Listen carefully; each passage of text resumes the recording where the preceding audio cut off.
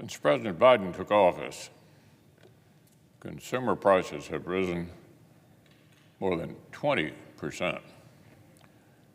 The nation hasn't seen this sort of persistent drain on our economy since the Carter administration. And the Biden administration is desperate to avoid the obvious comparison to the stagflation back in the 1970s.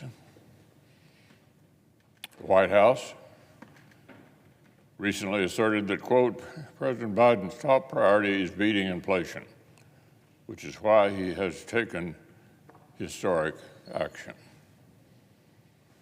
Well, that begs the question, which historic action are we talking about here? Is the administration referring to the time it invited historic inflation over the warnings of top liberal economists like Larry Summers? But they ignored that and went ahead with the so-called American Rescue Plan. Or the time they did the same thing again, but called it the Inflation Reduction Act. The Biden administration is still looking for a safe landing spot, and liberal commentators are literally tying themselves in knots. One liberal editorial board recently suggested that since employment and consumption levels are steady, quote, people will start to notice and the vibes will also return to normal levels.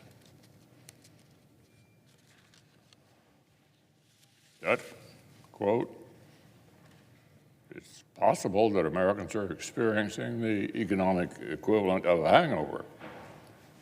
So, Mr. President, that's just utter nonsense. And it's not fooling anyone who actually has to balance a family budget. A recent survey reported that nearly 2/3 of middle-class Americans say they're facing economic hardship. Numbers don't lie. Neither do consumers. The high prices they're facing aren't a matter of bad vibes. They're the predictable and avoidable consequences of Bidenomics.